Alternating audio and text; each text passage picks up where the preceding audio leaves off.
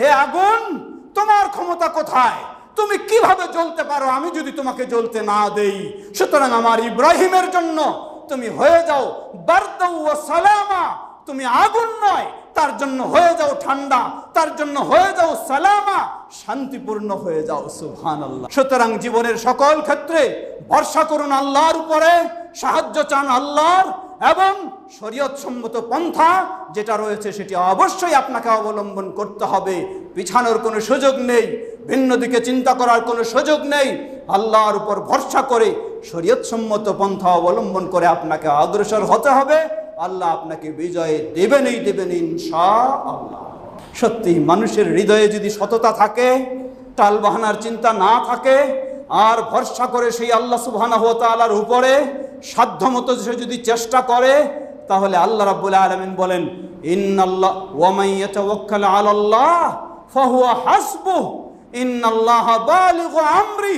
যে সত্যিকারী ভাবে আল্লাহর উপর ভরসা করবে, আল্লাহই তার জন্য যথেষ্ট হয়ে যায়। সুবহানাল্লাহ। ইন্নাল্লাহা বালিগু আমরি। আল্লাহ সুবহানাহু ওয়া তাআলা তার কাজের পূর্ণতা দান করবেনই। সুবহানাল্লাহ। আলহামদুলিল্লাহ। শুরুতে আবারও প্রশংসা জ্ঞাপন করছি সেই আল্লাহ সুবহানাহু ওয়া তাআলার, যার পথে আমরা চলার সৌভাগ্য লাভ করেছি, যিনি আমাদেরকে তার পথে চলা সহজ করে দিয়েছেন। তারই প্রশংসা জ্ঞাপনার্থে বলি আলহামদুলিল্লাহ। অতঃপর অসংখ্য সালাত ও সালাম পেশ করছি প্রিয় রাসূল মুহাম্মদ সাল্লাল্লাহু আলাইহি ওয়াসাল্লাম, তার আসহাবি কেরাম, আহলে বাইত, শেষ দিবস পর্যন্ত তার প্রতিটি একনিষ্ঠ অনুসারীদের পর। সমবেত মুসল্লিবৃন্দ, মানুষ আল্লাহ সুবহানাহু ওয়া তাআলার সৃষ্টি। আল্লাহর নির্দেশেই মানুষ চলবে। আবার মানুষ যখন তার জীবনে যে কোনো সমস্যার সম্মুখীন হবে, সর্বক্ষেত্রে মানুষ আল্লাহ সুবহানাহু ওয়া তাআলার উপরেই ভরসা করবে। এটি একজন ঈমানদারের দায়িত্ব। আল্লাহ বলছেন ওয়া আলাল্লাহি ফাতাওয়াক্কালু ইন কুনতুম মুমিনিন। তোমরা যদি সত্যিকারী মুমিন হয়ে থাকো, একমাত্র আল্লাহর উপরেই তোমরা তাওয়াক্কুল করো, আল্লাহর উপরেই তোমরা ভরসা করো। সূরা আনফালের শুরুতে আল্লাহ বলেন ইন্নামাল মুমিনুনা আল্লাযীনা ইযা যুকিরাল্লাহ ওয়াজিলাত কুলুবুহুম। প্রকৃত মুমিন হলো তারাই যাদের কাছে আল্লাহর স্মরণ করা হলে তাদের হৃদয় কেঁপে ওঠে। ওয়া ইযা তুলিয়াত আলাইহিম আয়াতুহু যাদাতুহুম ঈমানা। আর তাদের কাছে যখন আল্লাহর আয়াতগুলি পাঠ করে শোনানো হয়, তাদের ঈমান বৃদ্ধি হয়ে যায়। ওয়া আলা রাব্বিহিম ইয়াতাওয়াক্কালুন। আর এই প্রকৃত মুমিনদের বৈশিষ্ট্য হলো তারা সর্বদাই আল্লাহ রাব্বুল আলামিনের উপরেই তাওয়াক্কুল করে, ভরসা করে থাকে। আমরা যেন সেই প্রকৃত মুমিন হতে পারি, আল্লাহ আমাদের তৌফিক দান করুন। সমবেত মুসল্লিবৃন্দ, নবী সাল্লাল্লাহু আলাইহি ওয়াসাল্লাম সুসংবাদ জানিয়েছেন ৭০,০০০ মানুষ বিনা হিসাবে, বিনা আযাবে তারা জান্নাতে প্রবেশ করবে। কেমন তাদের বৈশিষ্ট্য? আল্লাহ রাসূল সাল্লাল্লাহু আলাইহি ওয়াসাল্লাম বললেন এই ৭০,০০০ মানুষ তারা বিনা হিসাবে জান্নাতে প্রবেশ করবে, কিন্তু ৭০,০০০-এর মাঝে একজন একটু আগেও নয়, একজন একটু পরেও নয়, ৭০,০০০-ই একসাথে জান্নাতে প্রবেশ করবে। কি তাদের বৈশিষ্ট্য? তারাও মানুষ, তারাও এই পৃথিবীতে থাকবে। আল্লাহ রাসূল সাল্লাল্লাহু আলাইহি ওয়াসাল্লাম তাদের বিশেষ কিছু বৈশিষ্ট্য উল্লেখ করলেন। খাঁটি ঈমানদার তো অবশ্যই হবে। তারপরে 4টি বৈশিষ্ট্য উল্লেখ করেছেন। লা ইয়াস্তারকুন। তারা কষ্ট পেলে, ব্যথিত হলে, অসুস্থ হলে কারো কাছে ঝাড়ফুঁকের জন্য দ্বারস্থ হবে না। এর মানে নিজে নিজে কি ঝাড়ফুঁক করতে পারবে না? পারবে, নিজে নিজে পারবে, কিন্তু অন্য কারো কাছে শরীয়ত সম্মত বিষয় হলেও কারো কাছে দ্বারস্থ হবে না। দ্বিতীয়, ওয়ালা ইয়াকতাউন, তারা লৌহ গরম করে শরীরে দাগ দিয়ে সেক দিয়ে চিকিৎসা নেওয়া এটাও করবে না, কারণ এটাও আরেকজন গরম করে আপনার শরীরে সেক দিবে, অন্যজনের উপর নির্ভর করতে হয়। তৃতীয়, ওয়ালা ইয়াতাতায়্যারুন, তারা কখনো অশুভ লক্ষণ মনে করবে না, এটা হলে এই হতে পারে, এটা হলে এই হতে পারে, এই ধরনের কুলক্ষণে বিশ্বাস তাদের নেই।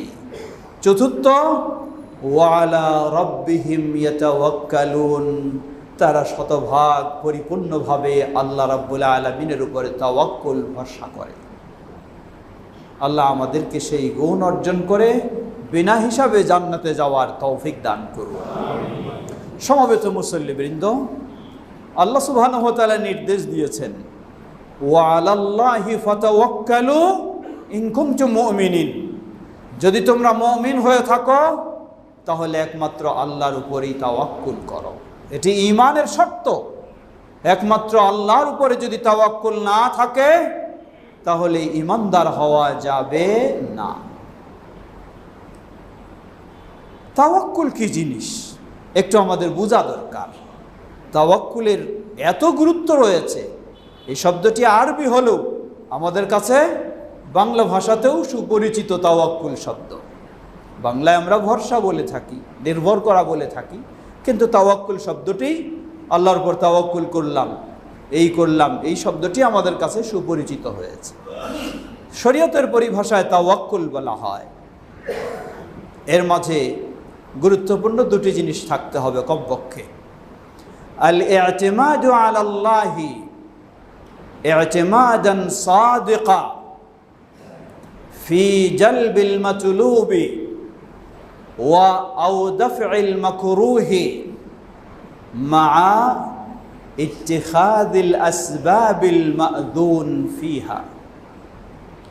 তাওয়াক্কুল শরীয়তের পরিভাষায় বলা হয়, প্রথম হলো আল্লাহ সুবহানাহু ওয়া তাআলার উপরে দৃঢ়ভাবে নির্ভর করা, ভরসা করা, আস্থা রাখা আল্লাহর উপরে। দ্বিতীয়,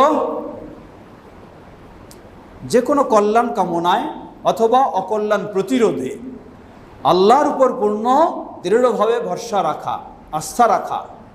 দ্বিতীয় দিক হলো মা ইত্তিখাদি আল আসবাব আল মা'যুনা ফিহা, শরীয়ত সম্মত উপায় আমাকে অবশ্যই অবলম্বন করতে হবে। শরীয়ত সম্মত উপায় মানে কি? উদাহরণস্বরূপ, রিজিকের মালিক আল্লাহ সুবহানাহু ওয়া তাআলা, আমরা আল্লাহর উপর তাওয়াক্কুল করব। এর অর্থ এই নয় আমি ঘরে শুয়ে থাকবো আর বলবো আল্লাহর উপর ভরসা করে আছি, আল্লাহ আমাকে রিজিক আনে দেবেন না, এটি তাওয়াক্কুল নয়। তাওয়াক্কুল আমি আল্লাহর উপর দৃঢ়ভাবে ভরসা করব, অতঃপর বৈধ পন্থায় আমি রুজি রোজগারের জন্য কাজে লাগব। এটা হলো শরীয়ত সম্মত তাওয়াক্কুল। আমি ঘর থেকে বের হয়ে যাচ্ছি, ঘর থেকে বের হলাম, বললাম যে আল্লাহর উপর তাওয়াক্কুল করে বের হয়ে গেলাম, আমার ঘরে চোর টোর ঢুকবে না, আর দরজা খুলে রেখে আমি চলে গেলাম, না, এটি শরীয়ত সম্মত তাওয়াক্কুল নয়। আমাকে ঘর থেকে বের হতে হবে, আল্লাহর নাম নিয়ে বের হব, সাধ্যপক্ষে দরজা বন্ধ করা, তালা দেওয়ার চেষ্টা করব, আর পূর্ণ আল্লাহর উপরে ভরসা রাখব, এটার নাম হলো তাওয়াক্কুল। আমি দরজা খুলে রেখে চলে গেলাম আর আল্লাহর উপর তাওয়াক্কুল করলাম, পরে চোর এসে ঢুকে গেল, পরে বলবো যে আমার কেমন তাওয়াক্কুল হলো আল্লাহর উপর, আসলে এই তাওয়াক্কুলের কোনো মূল্য নাই। এই ধরনের ইবলিসি চিন্তা। আপনাকে অবশ্যই শরীয়তসম্মত পন্থা অবলম্বন করতে হবে। উদাহরণ, নবী মুহাম্মদ সাল্লাল্লাহু আলাইহি ওয়াসাল্লামের চেয়ে কেউ বেশি আল্লাহর উপর তাওয়াক্কুল করেননি। নবী সাল্লাল্লাহু আলাইহি ওয়াসাল্লাম মক্কা থেকে বের হলেন মদিনার উদ্দেশ্যে হিজরত করার জন্য। আল্লাহর নির্দেশে মক্কার পরিবেশ থাকার মতো নেই, বের হলেন। তিনি তো বলতে পারতেন আমি আল্লাহর সবচেয়ে প্রিয় বান্দা, আল্লাহর কাছে দোয়া করলে কবুল হয়ে যায়, আমি আবার লুকাবো কেন, আমি আবার গর্তে আশ্রয় নেব কেন, আমি খোলাভাবে থাকবো, মুক্তভাবে থাকবো, এটাই আমার আল্লাহর উপর ভরসা।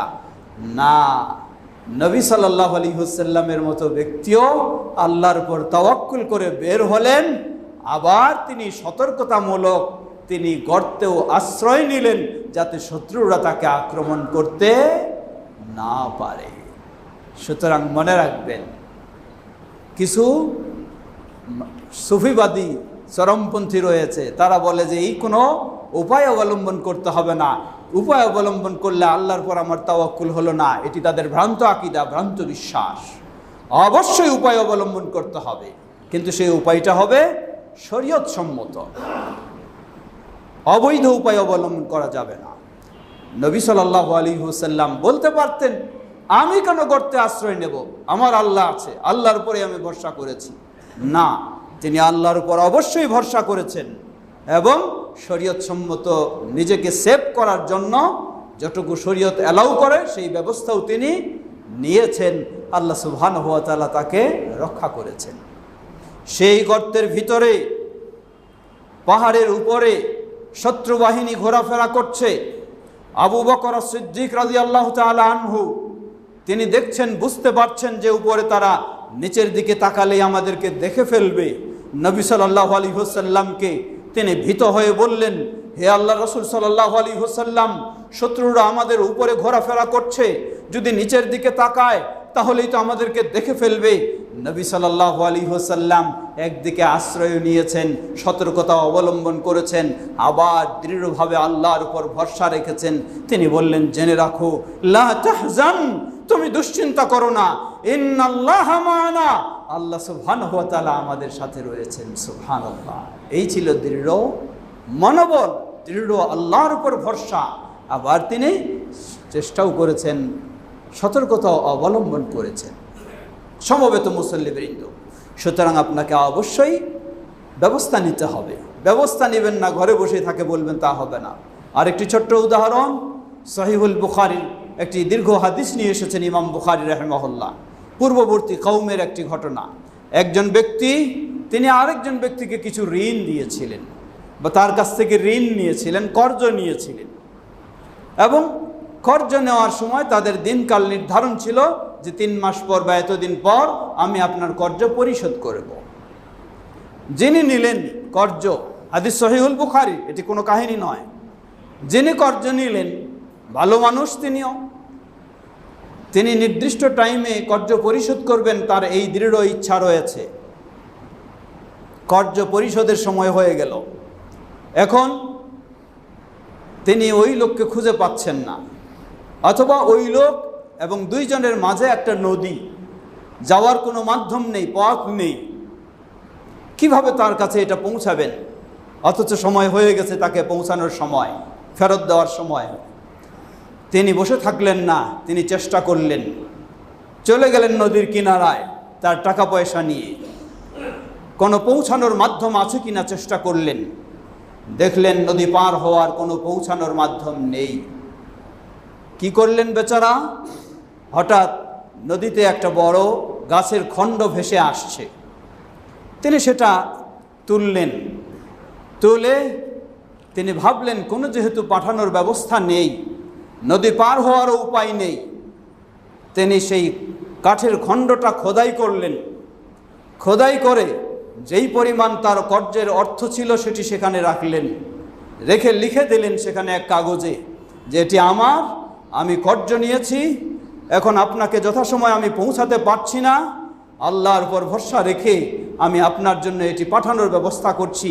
এটি বন্ধ করে দিয়ে তিনি আবার নদীতে সেই কাঠের খণ্ডটাকে ছেড়ে দিলেন। আল্লাহু আকবার। ওই পার্শ্বে ওই ব্যক্তি তিনি আবার অপেক্ষা করে আছেন যে তার তো আমার কর্জ ফেরত দেওয়ার কথা, তিনি তো হয়তো আসতেছেন কোনো দিক থেকে, দেখলেন কোনো বাহন নেই, কোনো আসার পথ নেই। তিনি অপেক্ষা করতে করতে এর মধ্যে দেখছেন যে একটা কাঠের খণ্ড ভেসে আসছে। তিনি সেই কাঠের খণ্ডটাকে তুলে নিলেন, নিয়ে হয়তো বাড়ির কোনো কাজে খড়ি হিসেবে ব্যবহার করবেন, তাই সেটাকে নিয়ে গেলেন বাড়িতে। বাড়িতে নিয়ে খড়ির জন্য আরও ছোট করে যখন কাটার ব্যবস্থা নিলেন, কাঠের ভিতরে, খণ্ডের ভিতরে দেখছেন তার সেই টাকা পয়সা, তার সেই বন্ধু প্রিয় ব্যক্তি লিখে দিয়েছে যে তোমার কর্জের পয়সাগুলি আমি এখানে দিলাম, তোমার কাছে পৌঁছানোর ব্যবস্থা না পেয়ে তিনি সেটা পেয়ে গেলেন। সুবহানাল্লাহ, আল্লাহু আকবার। সত্যি মানুষের হৃদয়ে যদি সততা থাকে, টালবাহানার চিন্তা না থাকে, আর ভরসা করে সেই আল্লাহ সুবহানাহু ওয়া তাআলার উপরে সাধ্যমতো সে যদি চেষ্টা করে, তাহলে আল্লাহ রাব্বুল আলামিন বলেন ইন্নাল্লাহ ওয়া মান ইয়াতাওয়াক্কাল আলাল্লাহ ফাহুয়া হাসবুহ ইন্নাল্লাহা বালিগু আমরি, যে সত্যিকারী ভাবে আল্লাহর উপর ভরসা করবে আল্লাহই তার জন্য যথেষ্ট হয়ে যায়। সুবহানাল্লাহ। ইন্নাল্লাহা বালিগু আমরি, আল্লাহ সুবহানাহু ওয়া তাআলা তার কাজের পূর্ণতা দান করবেনই। সুবহানাল্লাহ। প্রিয় ভাইরা আমার, আসুন মুমিন হিসাবে কে কোন দিক থেকে কি করবে, আপনার বিপদের পথ তৈরি করবে, আপনার ক্ষতি সাধন করার চেষ্টা করবে, আপনাকে লাঞ্ছিত করার চেষ্টা করবে, আপনাকে ক্ষতিগ্রস্ত করার চেষ্টা করবে, আর যাই কিছু করুক না কেন সর্বক্ষেত্রে আপনি ভরসা করবেন সেই আল্লাহ সুবহানাহু ওয়া তাআলার উপরে, এবং সত্যিকারী ভরসা করে আপনার শরীয়ত সম্মত পন্থা আপনি অবলম্বন করবেন। আল্লাহ সুবহানাহু ওয়া তাআলা সেই বাতিলকে পরাজয় করে আপনাকে প্রতিষ্ঠিত করবেনই করবেন ইনশাআল্লাহ। এটি অসংখ্য প্রমাণ। লক্ষ্য করুন, আল্লাহ সুবহানাহু ওয়া তাআলা কোরআনুল কারীমে অসংখ্য তথ্য আমাদেরকে দিয়েছেন। মূসা আলাইহিস সালাতু ওয়াস সালাম যেই সময়ে তার জন্ম, ফেরাউনের ডিক্লারেশন, গোটা রাজ্যে সাম্রাজ্যে কোনো ছেলে সন্তানকে জীবিত রাখা হবে না, ছেলে কারো জন্ম লাভ করেছে জানা গেলেই তাকে ছোট বয়সেই তাকে হত্যা করা হবে। আল্লাহু আকবার। আল্লাহ সুবহানাহু ওয়া তাআলা যাকে রাখবেন কেউ তাকে মারতে পারে না, আর আল্লাহ যাকে মারবেন কেউ তাকে রাখতে পারে না। আল্লাহ যাকে সম্মানিত করবেন যতই অপচেষ্টা করুক না কেন অপমানিত করতে পারে না। হয়তো সাময়িক কিছু, কিন্তু আল্লাহর সম্মানই থাকবে। মূসা আলাইহিস সালামের জন্ম হলো, মা অস্থির, ফেরাউনের বাহিনীর তল্লাশি চলছে, জানতে পারলেই তো হত্যা করবে। মা আল্লাহর কাছে সাহায্য চাইলেন। আল্লাহর পক্ষ থেকে মাকে নির্দেশনা দেওয়া হলো, এই মূসার মা, তুমি একটি বাক্স তৈরি করো, তৈরি করে সেখানে সন্তান রেখে আল্লাহর নামে তুমি পানিতে ছেড়ে দাও। আল্লাহু আকবার। কোনো মা কি সহজে পারবে তার কলিজার টুকরাকে এভাবে পানিতে ভাসিয়ে দিতে? কোশ্চিন কালেও পারবে না। কিন্তু মা যখন প্রকৃতপক্ষে আল্লাহর উপর ভরসা করবে, আল্লাহর উপরে বিশ্বাস রাখবে যে আল্লাহ বাঁচালেই বাঁচবে, আল্লাহ রাখলেই থাকবে, এই বিশ্বাস যখন হবে মায়ের, আর এই ভরসা যখন থাকবে, তখন তো আল্লাহ সুবহানাহু ওয়া তাআলা তাই করবেন। আল্লাহর নির্দেশে তাই করলেন। মা ধৈর্য ধারণ করতে পারছেন না, তবু উপায় নেই। সন্তানকে ঘরে রাখলে তো সে নিহত হবেই, হত্যা করবেই ফেরাউনের বাহিনী। সুতরাং আল্লাহর নির্দেশে সেই বক্সে ভরে পানিতে ভাসিয়ে দিলেন। আল্লাহু আকবার। যেই ফেরাউনি হত্যা করার জন্য প্রস্তুত, সেই ফেরাউনের ঘরে আল্লাহ সুবহানাহু ওয়া তাআলা এই মূসাকে পৌঁছে দিলেন। সুবহানাল্লাহ। সেই ফেরাউনের ঘরেই পৌঁছে দিলেন। ছোট্ট বাচ্চা, মায়ের দুধ পান করা ছাড়া তাকে মানুষ করা সম্ভব নয়। কিভাবে মায়ের দুধ পান করাবে? কোন মা তাকে দুধ পান করাবে? আল্লাহ সুবহানাহু ওয়া তাআলা বিস্তারিত ঘটনা কোরআনুল কারীমে তুলে ধরেছেন। আবার আল্লাহ রাব্বুল আলামিন সেই মূসা আলাইহিস সালামকে দুধ পানের কারণে তার মায়ের কাছেই আবার আল্লাহ ফিরিয়ে দিলেন। সুবহানাল্লাহ। কিন্তু এটি ফিরিয়ে দেওয়া হলো যেই ফেরাউন নির্দেশ দিয়েছে ছেলে সন্তানদেরকে হত্যার, সেই ফেরাউনেরই ব্যবস্থাপনায় আবার তার মায়ের কাছে ফিরিয়ে দেওয়া হলো। সুবহানাল্লাহ। এভাবেই আল্লাহ সুবহানাহু ওয়া তাআলার উপরে যে ভরসা করে আল্লাহ রক্ষা করেন। লক্ষ্য করুন, আল্লাহ রাব্বুল আলামিন আরো বিষয় তুলে ধরেছেন। ইব্রাহিম আলাইহিস সালাম, খলিলুল্লাহ, যিনি ইব্রাহিম আলাইহিস সালামের বিরুদ্ধে সকল মুশরিকরা ঐক্যবদ্ধ হয়ে গেল, একমাত্র তিনি একাই তাওহীদের পক্ষে। এরপরেও তিনি আল্লাহর উপর ভরসা করে সংগ্রাম চালিয়ে যাচ্ছেন। সকল মুশরিক ঐক্যবদ্ধ হয়ে ইব্রাহিম আলাইহিস সালামকে দুনিয়া থেকে শেষ করে দেবেন। ইবলিস এসে সুপরামর্শ দিল, বিশাল অগ্নিকাণ্ডের ব্যবস্থা হলো। এই অগ্নিকাণ্ডে নিক্ষেপ করা হবে ইব্রাহিমকে, একেবারে নিশ্চিহ্ন করে দেওয়া হবে। ইব্রাহিমের মতো কেউ কথা বলার জন্য আর পৃথিবীতে সুযোগ না পায়, তাই দৃষ্টান্তমূলক প্রকাশ্যে অগ্নিকাণ্ডে নিক্ষেপ করে তাকে জ্বালিয়ে পুড়ে শেষ করা হবে। আল্লাহু আকবার। ইব্রাহিম আলাইহিস সালাতু ওয়াস সালাম, তার ভরসা অন্য কোনো শাসকের উপরে নয়, অন্য কোনো ক্ষমতার উপরে নয়, অন্য কোনো অর্থের উপরে নয়, অন্য কোনো মানুষের উপরে নয়, তার ভরসা একমাত্র আল্লাহ সুবহানাহু ওয়া তাআলার উপরে। ওই অগ্নিকাণ্ডে যখন তাকে নিক্ষেপ করা হলো, তিনি শুধু একটি বাক্য উচ্চারণ করেছিলেন, হাসবুনাল্লাহ, দুনিয়ার কারো প্রয়োজন নেই, আমার আল্লাহ আমার জন্য যথেষ্ট, সুবহানাল্লাহ। এটি শুধু উচ্চারণ করেছিলেন। আল্লাহ সুবহানাহু ওয়া তাআলা সেই আগুনকে নির্দেশ দিলেন, খুনি বারদাও ওয়া সালামা, হে আগুন, তোমার ক্ষমতা কোথায়? তুমি কিভাবে জ্বলতে পারো আমি যদি তোমাকে জ্বলতে না দেই? সুতরাং আমার ইব্রাহিমের জন্য তুমি হয়ে যাও বারদাও ওয়া সালামা, তুমি আগুন নয়, তার জন্য হয়ে যাও ঠান্ডা, তার জন্য হয়ে যাও সালামা, শান্তিপূর্ণ হয়ে যাও। সুবহানাল্লাহ, তাই হয়ে গেল। আল্লাহু আকবার। সুতরাং জীবনের সকল ক্ষেত্রে ভরসা করুন আল্লাহর উপরে, সাহায্য চান আল্লাহর, এবং শরীয়ত সম্মত পন্থা যেটা রয়েছে সেটি অবশ্যই আপনাকে অবলম্বন করতে হবে। পিছানোর কোনো সুযোগ নেই, ভিন্ন দিকে চিন্তা করার কোনো সুযোগ নেই।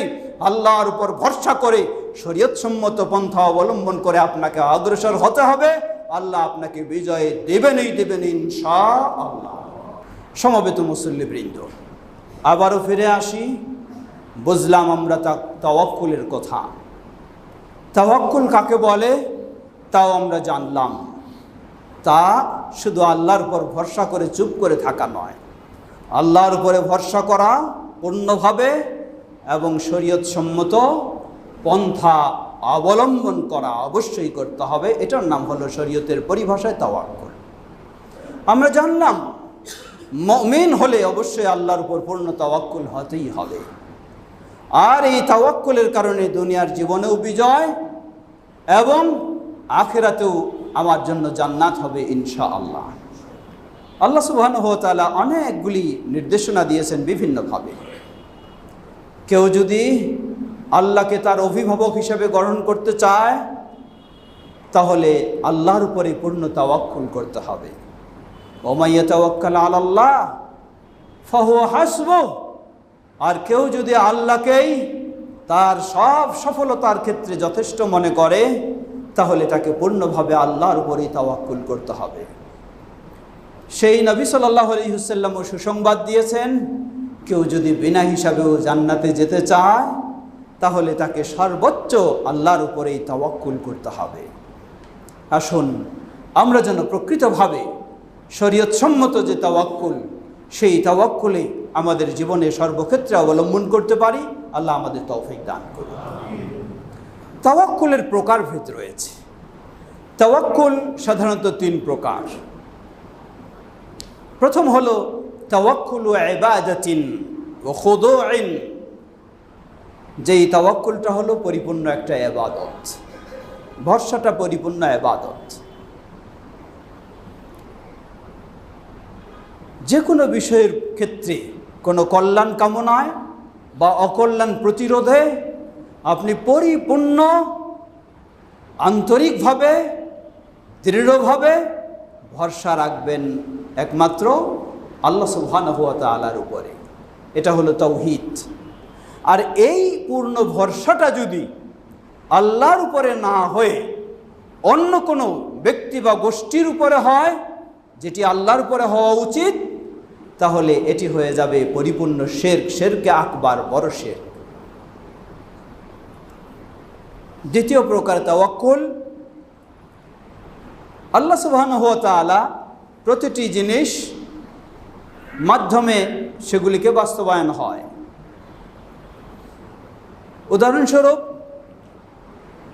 প্রতিটি জিনিসের পিছনে আল্লাহ সবাব রেখেছেন, মাধ্যম রেখেছেন, উপায় রেখেছেন। উদাহরণস্বরূপ, আপনি একটা জব নেবেন, একটা চাকরি নেবেন, কিন্তু চাকরি তো আপনার ঘরে বসে হবে না, কোনো কোম্পানির কাছে আপনাকে যেতে হবে, গিয়ে সেখানে চাকরি অনুসন্ধান করতে হবে। এই ক্ষেত্রে এটা আপনার রিজিকের, রুজির মাধ্যম, রুজির পথ। এই ক্ষেত্রে আপনার তাওয়াক্কুল কি? এই ক্ষেত্রেও আপনার তাওয়াক্কুল হবে শুধু আল্লাহর উপরেই, যে আমি কোম্পানির কাছে গেলেই কোম্পানি আমার রুজির ব্যবস্থা করে ফেলবে, এটা নয়। ব্যবস্থা আমার আল্লাহর উপরে কাছ থেকে হবে, তবে আমাকে চেষ্টা করতে হবে, সেই চেষ্টাটা আমি শুধু করছি। এতটুকুই বিশ্বাস থাকবে।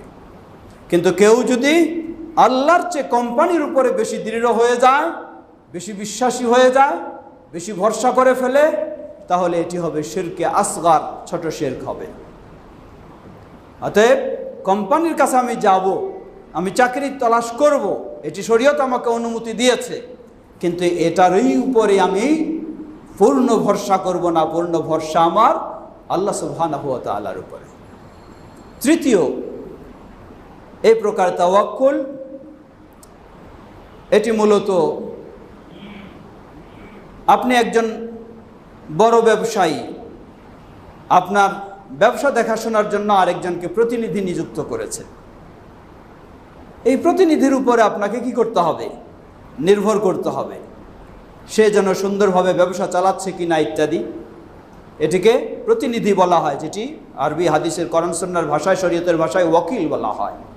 তার উপর আপনাকে একটা আস্থা রাখতে হবে। এই আস্থা প্রকৃত যে আল্লাহর উপর তাওয়াক্কুল, সেটির পরিপন্থী নয়, এটি শরীয়তে বৈধ। আপনার একটা জিনিস কাউকে বিক্রি করার জন্য আপনি প্রতিনিধি হিসাবে দায়িত্ব দিলেন, এটি শরীয়ত অনুমতি দিয়েছে। এটি হলো প্রতিনিধি নিয়োগ করা, এবং সেই প্রতিনিধির উপরে একটা আস্থা রাখা, ভরসা রাখা যে সে আপনার জিনিসগুলি সুন্দরভাবে ব্যবস্থাপনা নেবে। এটি শরীয়তে বৈধ, অনুমতি রয়েছে, শরীয়তে এই ব্যবস্থা রয়েছে। তবে অবশ্যই সব কিছু সুসংরক্ষিত হচ্ছে কি না, এটার জন্য আপনি ভরসা করবেন আল্লাহ সুবহানাহু ওয়া তাআলার উপরে। আমরা যেন এই তাওয়াক্কুলের বিষয়টি ভালোভাবে উপলব্ধি করে নিজের ঈমানকে মজবুত করার জন্য এবং দুনিয়া ও আখিরাতের কল্যাণ লাভ ও অকল্যাণ থেকে মুক্তির জন্য প্রকৃতপক্ষে আল্লাহর উপর তাওয়াক্কুল করতে পারি। আল্লাহ আমাদের সে তৌফিক দান করুন। মা বোনদের ক্ষেত্রেও একটি স্মরণ করে দিচ্ছি, শুধু মা বোনদের নয়, সকলের জন্যই। তাওয়াক্কুলের অনেকগুলি সাইড রয়েছে। প্রথমে বলেছিলাম ঘর থেকে বের হওয়া। ঘর থেকে বের হওয়ার ক্ষেত্রে একটি ঘরের নিরাপত্তার বিষয় রয়েছে। দ্বিতীয় হলো আপনি বের হলেন, আপনার বাইরের নিরাপত্তার বিষয় রয়েছে। দুটোর ক্ষেত্রে আপনাকে তাওয়াক্কুল করতে হবে আল্লাহ সুবহানাহু ওয়া তাআলার উপরে। ঘর থেকে যখন বের হবেন, ঘরটার নিরাপত্তার জন্য আপনি যেমন তালা দেওয়া বা যা প্রয়োজন সেগুলি সাধ্যমতো ব্যবস্থা করবেন এবং আল্লাহর উপর পূর্ণ ভরসা রেখে সাহায্য চাইবেন। ঠিক তেমনইভাবে আপনি যখন বাইরে বের হলেন, সেই বাইরের নিরাপত্তার জন্য আপনাকে সতর্কতা অবলম্বন করতে হবে এবং আল্লাহ সুবহানাহু ওয়া তাআলার উপরে ভরসা করতে হবে। যার উদাহরণ দিয়েছি আমরা, নবী সাল্লাল্লাহু আলাইহি ওয়াসাল্লাম হিজরতের সময় সেই গর্তে তিনি আশ্রয় নিলেন। এখন আপনি ঘর থেকে বের হলেন, বললেন আমি আল্লাহর তাওয়াক্কুল করে বের হয়েছি, চলন্ত রাস্তার মাঝেতেই আপনি নেমে গেলেন, তাহলে তো আপনার জন্য দুর্ঘটনা ঘটবেই, স্বাভাবিক এটা। কারণ আপনি দুর্ঘটনায় নিজেকে নিক্ষেপ করলেন, কোনো সতর্কতা অবলম্বন করলেন না। ইসলাম আপনাকে বলে নাই যে আপনি শুধু তাওয়াক্কুল করবেন আর চলন্ত রাস্তার মধ্যে আপনি নিজে নেমে পড়বেন, বা চলন্ত ট্রেনের লাইনে আপনি গিয়ে বসে থাকবেন আর বলবেন আমি তাওয়াক্কুল করলাম। না, এটি কখনো হতে পারে না। এজন্য আমরা বলবো আপনার ঘরের নিরাপত্তার জন্য প্রয়োজনীয় ব্যবস্থা নেবেন ও আল্লাহর উপর ভরসা করবেন। এটি হলো শরীয়তসম্মত তাওয়াক্কুল। বের হওয়ার সময়ও আপনি আল্লাহর উপর ভরসা করবেন, শরীয়তসম্মত ব্যবস্থা নেবেন, সেটি হলো তাওয়াক্কুল। মা বোনেরা রয়েছেন, ঘর থেকে বাইরে বের হলে যদি সন্তান সম্ভবা মা হন, তাহলে কত কিছু করে থাকেন। কেউ লোহার খণ্ড সাথে নিয়ে বের হন যাতে জিন শয়তানের আক্রমণ না হয়, আরও কিছু, কেউ ম্যাচের বক্স সাথে নিয়ে বের হন, আবার কেউ কোনো তাবিজ কবজ নিয়ে বের হন, না হলেও কমপক্ষে ছোট বাচ্চাদের বাম কপালে টিপ দিয়ে বের হন, যেন সেই জিন শয়তানের আক্রমণ থেকে রক্ষা পেতে পারেন। তা কি সম্ভব? কোশ্চিন কালেও নয়। আল্লাহ রাসূল সাল্লাল্লাহু আলাইহি ওয়াসাল্লাম কি তাওয়াক্কুল শিক্ষা দিলেন লক্ষ্য করুন। সহিহ মুসলিমের হাদিস, তিনি বলেন যখন কোনো মুসলিম তার ঘর থেকে বের হবে, সে বলবে বিসমিল্লাহ ওয়া তাওয়াক্কালতু আলাল্লাহ। সুবহানাল্লাহ। বলবে বিসমিল্লাহ, আল্লাহর নামে বের হলাম, ওয়া তাওয়াক্কালতু আলাল্লাহ, এবং আমি আল্লাহর উপর তাওয়াক্কুল করলাম, ওয়ালা হাওলা ওয়ালা কুওয়াতা ইল্লা বিল্লাহ, আর আল্লাহ সুবহানাহু ওয়া তাআলা ব্যতীত কারো কোনো শক্তি সামর্থ্য নেই।